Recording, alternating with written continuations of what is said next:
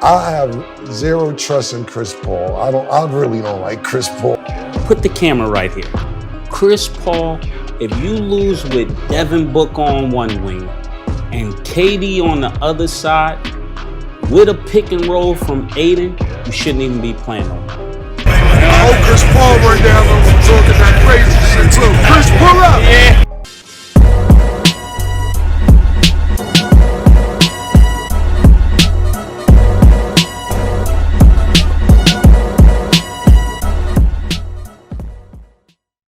Hello, everybody, and welcome back to Around the Association.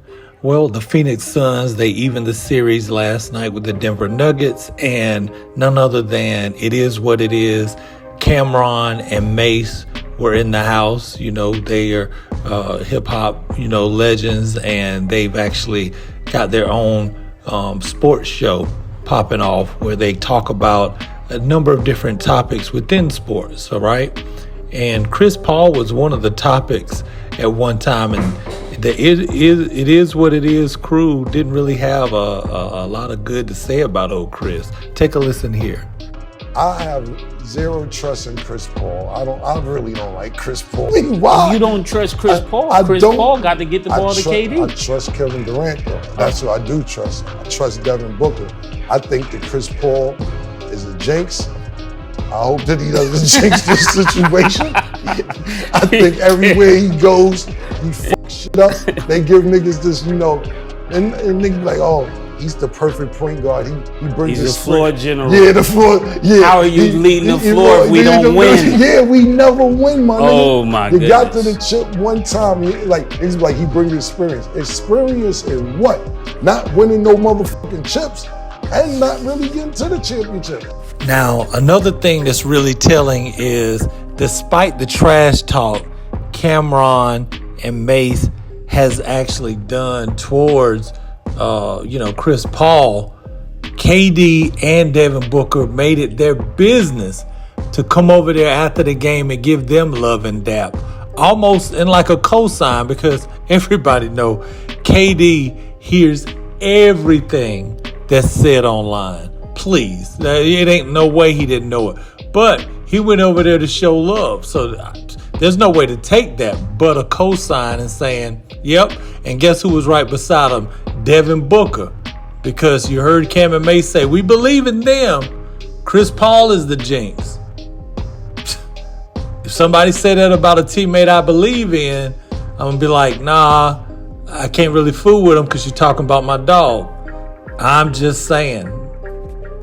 Now, another sports show, First Take, Stephen A. Smith, he actually seems to be of the same ilk with Camron and Mase, where they see it as he sees it as Chris Paul being the issue. And he came out and said as such. Take a listen here what Stephen A. Smith said in regards to the biggest reason that the Phoenix Suns is able to get back into this series. The biggest reason is sensational, as the light-skinned Mamba was. And that's what I call him right now, the light-skinned Mamba, because this brother is something special. Devin Booker is the real deal. This brother's something special. I got to give him a lot. I don't know any superlatives. I don't know what kind of demonstrative delivery or presentation I can give to give this brother his props. He deserves it. My God, he is something special. He really, really is. However, he's not the biggest reason the Suns have tied this series. The biggest reason is Chris Paul. He's not played. That's the biggest reason. Because if he were playing, chances are the pace would have been slower and Monty Williams would not have used his bench. And that would not, and Booker's heroics, along with Kevin Durant, would not have been enough. The fact of the matter is they came into Game 3, the Phoenix Suns. Their bench was the worst of any team in the postseason, averaging just over 14 points a game as an entire bench. There were 50-plus players that were averaging more as individuals than Phoenix's bench, for crying out loud. But they outscored them 22-20 in Game 3. And then you saw what Chandler did with his 19 points off the bench. You saw what Ross did.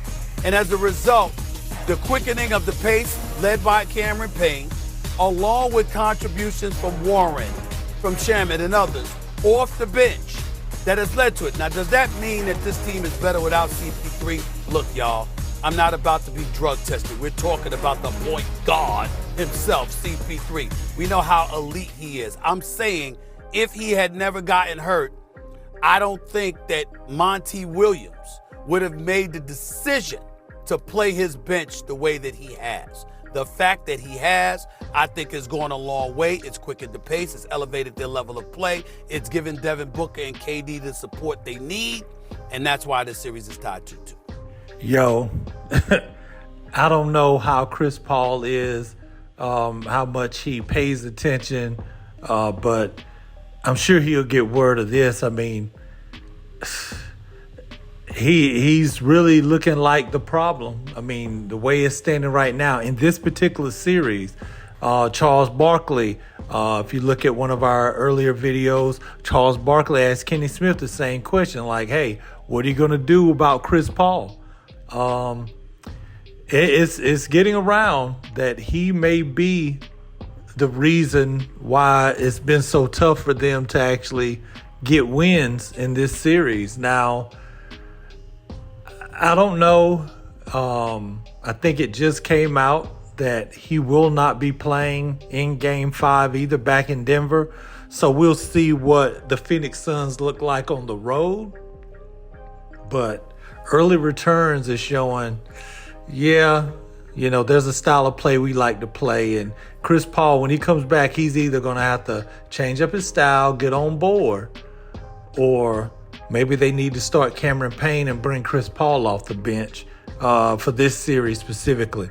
Let me know what you guys think, man. Am I, reading too much into it? I know Cam and Mase don't care one way or the other. They said what they had to say. And like they say, it is what it is. Let me know what you think in the comments. Be sure to like and subscribe. I'm going to holler at you next time. Peace.